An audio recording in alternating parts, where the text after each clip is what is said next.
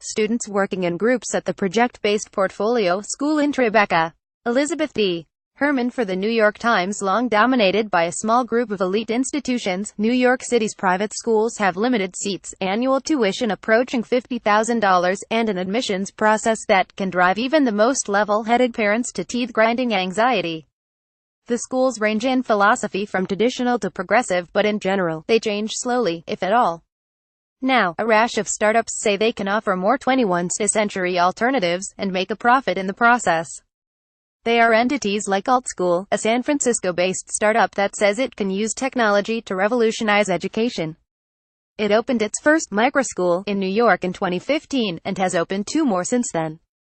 There are the cost-cutter schools, like the Tiny Portfolio School, which opened last year in TriBeCa, and uses technology to keep administrative costs down but emphasizes experiential learning, like having students design a home for the class's pet guinea pigs. Basis independent schools, with campuses in Brooklyn and Manhattan, offer a traditional curriculum, with an emphasis on science, for about a third less in tuition than the city's most prestigious private schools. There are schools devoted to cross-cultural efforts, like the Weatherby Pembridge School, an offshoot of a British school that boasts Prince William and Prince Harry as alumni, which appeals to members of the global corporate class who might be in New York this year and London the next. Then there's the newest entry in the field, from WeWork, the office space sharing company that recently jolted New York's retail universe with its purchase of the Lord Taylor building. This month, the company announced that it was starting its own school next year, called WeGrow. One of the company's founders, Rebecca Newman, described WeGrow in a blog post as a new conscious entrepreneurial school committed to unleashing every child's superpowers. WeWork envisions its educational and real estate businesses as mutually reinforcing, offering parents the chance to drop their children off at school in the same building where they work, and where they could possibly meet them for lunch. In the long run, the company foresees replicating the school in many of the 52 cities where WeWork operates, so that parents who need to travel or move for work purposes could transfer their children from one WeGrow outpost to another, as easily as plugging in a MacBook Air at a new location. Students in a kindergarten class practicing math at Weatherby Pembridge, an independent school for children ages 3 to 14 on the Upper East Side of Manhattan. Elizabeth D. Herman for the New York Times. Unlike most of New York's private schools, these newcomers are all for-profit businesses.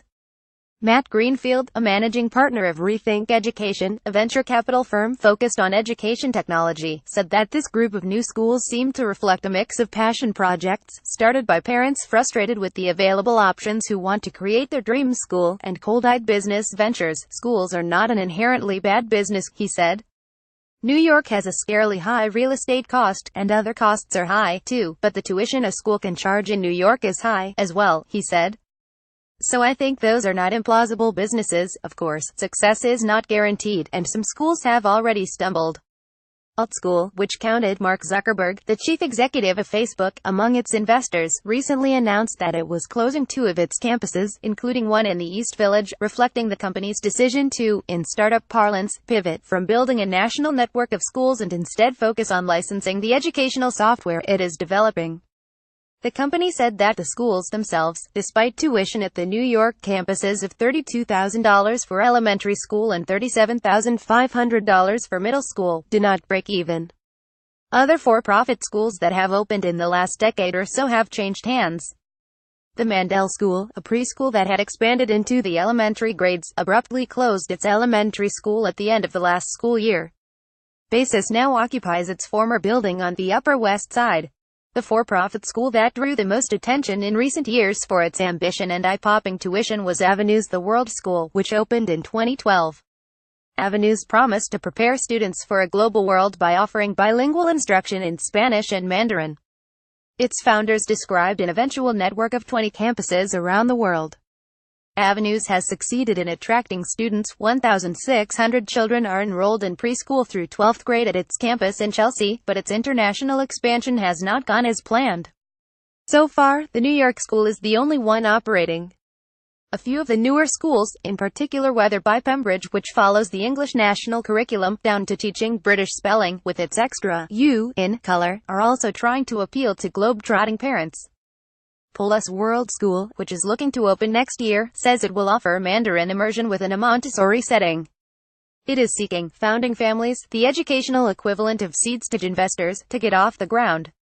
Some observers are skeptical of the new crop of schools. Amanda Reep, the founder and owner of Manhattan Private School Advisors, which helps families with the admissions process, said she discourages parents from applying to for-profit schools because she doesn't have confidence in the long-term stability of those schools. Students at the portfolio school are creating for a film project. Elizabeth D. Herman for the New York Times, "There are people who these schools obviously attract and obviously go there," she said, "but only because they don't get into the more prestigious non-profit schools." In her experience, she added, many families would rather go to public school than go to a privately owned, new school that has no history. Still, WeWork seems confident it will find a market. An advisor to its school effort, whom the company provided to speak only on the condition of anonymity because the details of his employment have yet to be worked out, said that the pedagogy would draw from progressive models, like Waldorf and Montessori. Students will practice yoga and meditation. They will regularly visit the Newman's 60-acre farm in Pound Ridge, NY, and cook with ingredients procured there.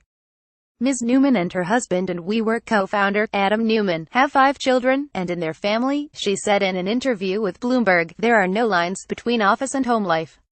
Similarly, WeWork offices blur the line between work and leisure with foosball tables and beer on tap. Ms. Newman told Bloomberg that students would be mentored by the entrepreneurs who rent space from WeWork and encouraged to start their own businesses. Ms. Newman said that an 8-year-old in a small pilot school that WeWork has been running this year made t-shirts to sell at a farm stand the children run and would soon train as an apprentice with fashion designers who work in WeWork offices. The school will likely start inside WeWork's headquarters on West 18th Street, and later move to its future headquarters in the Lord Taylor Building on 5th Avenue.